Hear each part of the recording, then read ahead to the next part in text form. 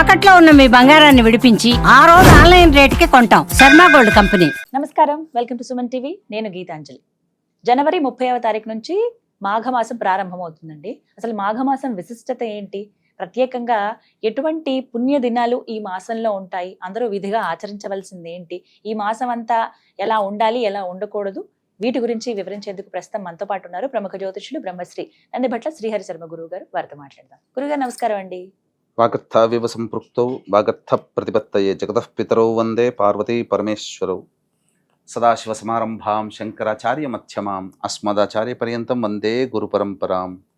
ఆదిత్యాయ చ సోమాయ మంగళాయ బుధాయ చ గురు శుక్ర శనిభ్యశ్చ రాహవే కేతవే నమః. శృంగేరి జగద్గురు పీఠాధిపతులకి, కంచి పీఠాధిపతులకి నమస్కారములు తెలియజేసుకుంటూ కార్యక్రమాన్ని ప్రారంభిద్దాం. గురుగారు, మాఘమాసం ఉత్తరాయణం తర్వాత అన్ని పండగలే అంటారు. ప్రత్యేకించి దేవుడి కళ్యాణాలు ఎక్కువగా చూస్తాం మనం ఈ మొత్తం ఈ 6 నెలల పాటు కూడాను. అంటే ప్రత్యేకంగా ముందు ఈ మాఘమాసం గురించి మాట్లాడదామండి. మాఘమాసం విశిష్టత ఏంటో తెలియజేస్తారా? మాఘమాసము చాలా పవిత్రమైనటువంటి మాసంగా చెప్పబడి ఉంది. అంటే మనకున్నటువంటి మాసాలలో వైశాఖ మాసము, శ్రావణ మాసము, కార్తీకము, ఆశ్వీజము, మార్గశిరము, ఇలాగో మాఘమాసం కూడా చాలా గొప్పది. ఎందుకంటే ఈ మాఘమాసములో నదీ స్నానం గొప్పగా చెప్పబడి ఉంది, సముద్ర స్నానం కూడా చెప్పబడి ఉంది. పౌర్ణమి రోజున సముద్ర స్నానము ఆచరిస్తారు. అయితే ఈ మాఘమాసము అంటే మనం ఏమనుకుంటామంటే మనకు అందరికీ ఒక దృష్టి ఏమని పడిందనంటే, కార్తీక మాసం అంటే ఈశ్వరుడు, మాఘమాసం అంటే విష్ణు భగవానుడు, ఇలా ఆరాధన అనుకుంటుంటారు. శివాయ విష్ణు రూపాయ శివరూపాయ విష్ణువే, శివుడే విష్ణువు, విష్ణువే శివుడు, కాబట్టి ఎవరికీ తేడా లేదు. ఈ యొక్క మాఘమాసము యొక్క విశిష్టతలో మనకు మకర సంక్రాంతి అనేటువంటిది వస్తుంది, పుష్యమాసంలో వస్తుంది కదమ్మా. పుష్యమాసం అయిపోయిన తర్వాత కొంత మాఘమాసం కూడా టచ్ అవుతుంది. కొన్ని రోజులు మాఘమాసములో కూడా రవి మకరంలోనే ఉంటాడు. రవి మకరంలో మాఘమాసంలో ఉన్నటువంటి రోజులు ఎన్ని ఉంటాడో అన్ని రోజులు చాలా గ్రహణంతో సమానమైనటువంటిది. కాబట్టి రవి కుంభానికి ప్రవేశం చేయడానికంటే ముందు మాఘమాసంలో ఎన్ని రోజులు ఉంటాయో అన్ని రోజులు కూడా విశేషముగా నదీ స్నానము సూర్యోదయాత్పూర్వం కంటే చేయాలండి. చాలా విశిష్టత. ఎవరైనా కానీ అనారోగ్య సమస్యలతో, ఉద్యోగ సమస్యలతో, వ్యాపార సమస్యలతో, ఆర్థిక పరమైన సమస్యలతో బాధపడుతుంటారో వాళ్ళందరూ కూడా ఈ మాఘమాసంలో కుంభ సంక్రమణం ప్రవేశం కంటే ముందుగా నదీ స్నానంలో లేదా ఇంట్లోనైనా కానీ గంగ నీరు కొద్దిగా వేసుకొని సూర్యోదయం కంటే ముందు స్నానం చేయాలి. మనకెట్ట ఏంటంటే మాఘ పౌర్ణమి రోజున సాయంత్రం 6:27 రవి కుంభంలోకి ప్రవేశం చేస్తున్నాడు.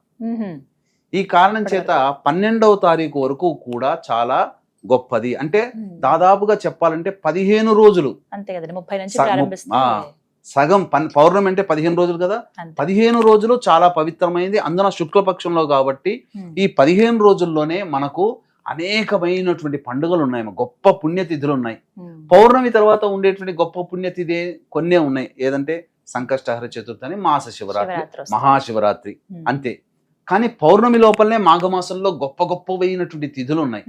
కాబట్టి వీక్షించేటువంటి ప్రేక్షకులు కూడా సూర్యోదయం కంటే ముందే ఈ మాఘమాసం అంతా చెయ్యాలి. కనీసము పౌర్ణమి లోపలనైనా కానీ సూర్యోదయం కంటే ముందే ఆచరిస్తే రవి అనుగ్రహం చేత చాలా ఆరోగ్యవంతులు అవుతారమ్మా. కృష్ణుడి కొడుకు సాంబుడు కూడా ఈ వ్రత విధానాన్ని ఆచరించాడు కాబట్టే తనకొచ్చినటువంటి కుష్టు వ్యాధి నుంచి బయటపడడం జరిగింది. ఇలా చాలా ముఖ్యమైనది, ఎంతో విశేషవంతమైన మాఘమాసం. ఒకసారి అసలు ముఖ్యమైన తేదీలు, పండుగలు ఏమున్నాయో ఒకసారి వివరిస్తారు గురుగారు? ప్రారంభించుకుంటే 30వ తారీఖు నుంచి. మనకు 30వ తారీఖు నుంచి బాగా ప్రాచుర్యంలో ఉన్నటువంటిది గుప్త నవరాత్రులలో భాగంగా శ్యామల నవరాత్రులు ప్రారంభమవుతాయి. ఇక రెండవ తేదీ రోజున మనకేంటంటే వసంత పంచమి. చాలా మందికి ఉండేటువంటి సందేహం ఏంటంటే ఆ రోజున చవితి తిథి 9:15 వరకే ఉంది కదా, కాబట్టి చవితి ఉంది కాబట్టి చవితిగా పరిగణించాలి కదా అని అంటారు. కానీ 3వ తారీఖు ఉదయం 6:52 వరకు మాత్రమే పంచమి తిథి ఉంది. కానీ 3వ తారీఖు 6:51 సూర్యోదయం అయిన 1 నిమిషమే. కాబట్టి దేవకాలమాన ప్రకారం అది సరిగ్గా ఉండదు. కాబట్టి 2వ తారీఖు రోజునే మనం ఈ సంబంధించినటువంటి వసంత పంచమి చేసుకోవాలి. ఇక 4వ తారీఖు రోజున రథసప్తమి అనేటువంటిది వ్రతం ఉంది. సూర్యుని జయంతి, సూర్యుడు కూడా పుట్టాడు. అసలు ఇక్కడ ఒక విషయం తెలియచేస్తానమ్మా. ఉమ్, మనకు శాస్త్ర ప్రకారము చెప్పబడినటువంటిది ఏంటనంటే సూర్యుడు మేరు పర్వతం దగ్గర పుట్టాడు అని చెప్పేసి కశ్యప ప్రజాపతికి అదితికి సంబంధించినటువంటి సంతానం సూర్యుని యొక్క ఇది. ఈ కశ్యప ప్రజాపతి అదితి ఎక్కడ కన్నారు మనకున్నటువంటి భూగోళిక ప్రాంతంలో చూస్తే ఉమ్, సుమేరు పర్వతాలు అని ఉన్నాయి కదా, సుమిత్ర పర్వతాలు ఉమ్, ఎక్కడ జపాన్లో. ఆ, ఆ జపాన్లోనే సూర్యుని యొక్క జన్మ జరిగింది. ఓ, అందుకనే ప్రపంచం మొత్తంలో కూడా ఉమ్, జపాన్లోనే తొలి సూర్యోదయం అక్కడ అవుతుంది. ఆహా, సుమేరు పర్వతాలు అవి ఉమ్, మనకు అక్కడ చెప్పబడి ఉంది. ఉమ్, జపాన్ కూడా ఒకప్పుడు హైందవ దేశమే. ఉమ్, ఆ, అందుకనే మీరు గమనించుకుంటే రవి అనుగ్రహం ఎవరైతే ఎక్కువగా ఉంటుందో ఉమ్, వాళ్ళన్నీ కూడా పనులు బాగా చేసుకుంటారమ్మా. వాళ్ళంతటా వాళ్ళు చకచక చేస్తారు, కింద పడ్డా తొందరగా పైకి లేకగలుగుతారు. ఉమ్, అందుకనే అణ్వాయుధాలు పడిపోయి నాశనం అయిపోయినా కానీ హిరోషిమా, జపాన్ కూడా 3వ అతిపెద్ద ఆర్థిక శక్తి ఇప్పుడు ప్రపంచంలో. ఉమ్, అంటే మొక్కవోని Technology కి ధైర్యం, రవి ఉన్నాడంటే మొక్కవోని ధైర్యం. మరి అక్కడ రవి అక్కడ పుట్టాడు కదా, మరి ఆ లక్షణాలు వాళ్ళకందరికీ ఉంటాయి. ఉమ్, ఇది 4వ తారీఖు రోజున. ఉమ్, 5వ తారీఖు రోజున ఉమ్, భీష్మాష్టమి ఉమ్, మనకు చెప్పబడి ఉంది. ఉమ్, అంటే ఏంటంటే భీష్ముడు ఉమ్, కురువృద్ధుడైనటువంటి భీష్ముడు ఆ, పంచప్రాణాలని ఈ అష్టమి రోజు నుంచి ఒక్కొక్క ప్రాణం, అష్టమికి ఒక ప్రాణం, ఉమ్, నవమికి ఒక ప్రాణం, తర్వాత దశమికి, ఏకాదశికి, విడిచిపెడతారు. ఇలా ఈ రథసప్తమి నుంచి ప్రారంభించడం జరిగింది. ఆహా, రథసప్తమి నుంచి ఏకాదశి వరకు ఉమ్, 5 రోజులు అందుకే భీష్మాష్టమి అని భీష్మాష్టమి అని ఆహా. చెప్పడం జరుగుతుంది.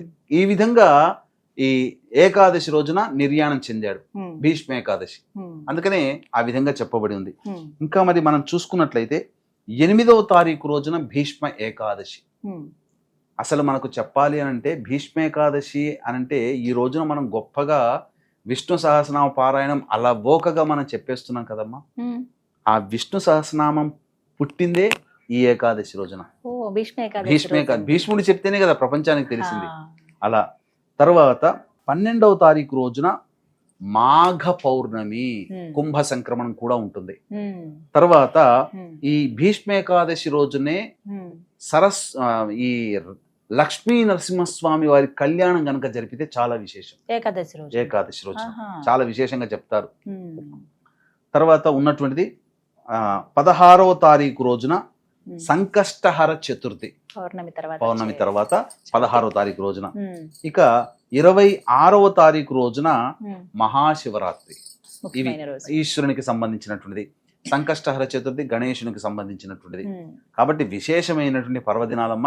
ఒక రకంగా చెప్పాలి అని అంటే పాపకర్మలు తొలగించుకోవాలి అనుకునేటువంటి వాళ్ళు ఎవరైతే ఉంటారో ఉమ్, అటువంటి వాళ్ళు ఈ మాఘమాసం అంతా కూడా కొన్ని నియమాలు పాటించినట్లయితే ఉమ్, తప్పకుండా వాళ్ళకు ఉన్నటువంటి గత జన్మ కర్మ దోషాలు కానీ ఉమ్, పాపకర్మలు కానీ ఆ ముఖ్యంగా అనారోగ్యములు హా, ఈ మాఘమాసం రోజున కొన్ని నియమాలు ఎవరైతే పాటిస్తారో ఉమ్, వాళ్ళకి అనారోగ్యాలు సంవత్సరం వరకు పీడించవమ్మ. ఇది వాస్తవం. ఓ, కృష్ణుని కొడుకే అనారోగ్యం నుంచి బయటపడ్డాడు కదా సాంబుడు, క్షయ వ్యాధి నుంచి. ఉమ్, ఈ మాఘమాస అలాంటివి. పవిత్రత అంతా చాలా గొప్పది. ఉమ్, కానీ కొన్ని నియమాలు పాటించాలమ్మ.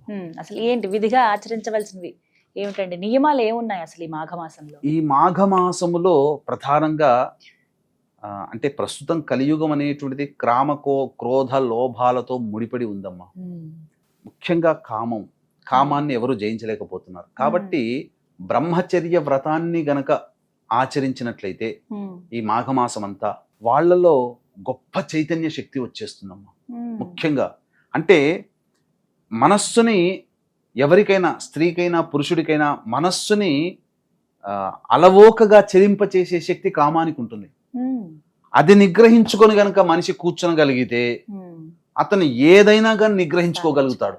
ఎంతటి విపత్తునైనా, ఎంతటి ఉపద్రవాన్నైనా కానీ, తన దాకా వస్తున్న సునామీనైనా కానీ నిగ్రహించుకొని నిలబడగలిగే శక్తి, మానసిక ధైర్య శక్తి ఈ బ్రహ్మచర్య వ్రతాన్ని ఆచరించినటువంటి వాళ్ళకు ఉంటుంది. ఉమ్, ఇక అత్యంతగా గొప్పగా కొన్ని పుణ్య దినాలు అనేటువంటివి ఉన్నాయి, ఉమ్, మనకు చెప్పబడి ఉన్నాయి. ఆ పుణ్య దినాల్లో కొన్ని నియమాలు అనేటువంటివి పాటించాలి. వీక్షించేటువంటి ప్రేక్షకులకి గమనిక, ఈ మాఘ పౌర్ణమి సందర్భంగా త్రివేణి సంగమం ప్రయాగరాజ్ క్షేత్రంలో ఇప్పుడు సమస్యలు ఎదుర్కొంటున్నామంటే గత జన్మ కర్మదోషాలే. కావున గత జన్మ కర్మదోష నివారణ, ప్రాయశ్చిత్త, తిల హోమాలు, జాతకరీత్యా కలుగు విద్య, వివాహ, ఉద్యోగ, దాంపత్య, సంతాన, అనారోగ్య సమస్యల నివారణకి సర్వదోష నివారణ హోమాలు.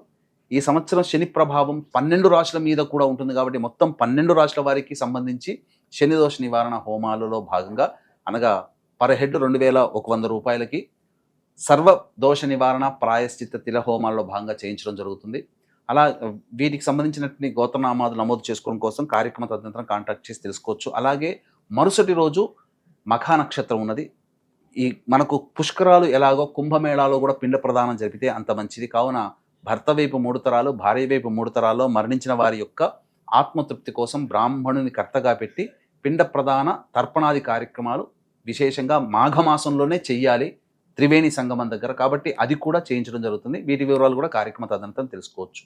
ఇక గమనించుకున్నట్లయితే మనకు 2వ తారీఖు రోజున వసంత పంచమి. ప్రయాగలో చాలా గొప్పగా స్నానం ఆచరిస్తారు. మనము అమ్మవారిని మనం తక్కువగా పూజిస్తాము, కానీ వాళ్ళు గొప్పగా వసంత పంచమిని వసంతోత్సవంగా జరుపుకుంటారు ఆ రోజున. అలాగే రథసప్తమి, 5వ తారీఖు భీష్మ ఏకాదశి, అలాగే ఇంతకుముందు చెప్పుకున్నట్టుగా భీష్మాష్టమి 5వ తారీఖు, భీష్మ ఏకాదశి, ఇలాంటి తిథులు 8వ తారీఖు రోజున, ఇలాంటి ఉన్నటువంటి రోజుల్లో ఖచ్చితంగా బ్రహ్మచర్య వ్రతాన్ని ఆచరించాలమ్మ. ఈ చెప్పబడినటువంటి రోజుల్లో తిథులలో పౌర్ణమి తర్వాత సంకష్టహర చతుర్థి, తర్వాత మహాశివరాత్రి, ఇన్ని రోజులలో నెల రోజుల పాటు బ్రహ్మచర్య వ్రతాన్ని ఆచరించలేని వాళ్ళు 2వ తారీఖు, 4వ తారీఖు, తర్వాత 5వ తారీఖు, తర్వాత 8వ తారీఖు, 12వ తారీఖు, 16వ తారీఖు, 26వ తారీఖు, కనీసము నెలలో ఒక 10 రోజులైనా కానీ బ్రహ్మచర్య వ్రతము, మాంసాహార నిషేధము, మరియు ఎవరిని కూడా బాధ పెట్టకూడదమ్మా ఈ రోజుల్లో. మాఘమాసంలో గనుక ఎవరిని బాధ పెట్టినా ఆ పాపము వెంబడే మనకు తగులుతుంది. కాబట్టి ఆ విధంగా చేయాలి. ఉంటే నెల రోజులు బ్రహ్మచర్య వ్రతాన్ని ఆచరిస్తూ ఏదేని ఒక దేవతని గనక నిరంతరం గనక ఉన్నట్లయితే ఖచ్చితంగా సమస్య నివారణ తీరుతుంది. నన్ను అడగండి. నెల రోజుల పాటు విష్ణు సహస్రనామ పారాయణని ఉదయం సాయంత్రం పఠించండి. మీ సంకల్పం శివరాత్రి లోగా నెరవేరకపోతే నన్ను అడగండి. లేదు శివ సహస్రనామ పారాయణం చేయండి, లేదు ఏదైనా అమ్మవారి లలితా సహస్రనామ పారాయణం చేయండి. ఎవరి ఇష్టదైవం ఉంటుందో ఆ ఇష్టదైవం అంతా కూడా ఉదయము సాయంకాల సమయంలో చేయండి. ఏదేని ఒక నదీ స్నానంలో ఆచరించండి. దగ్గరలో ఉన్నటువంటి ఈ పవిత్రమైనటువంటి 2వ రోజు, 2వ తారీఖు, 4వ తారీఖు, 5వ తారీఖు, 8వ తారీఖు, 12వ తారీఖు, ఇటువంటి రోజుల్లో ఆచరించండి. మహాశివరాత్రి రోజున ఆచరించండి.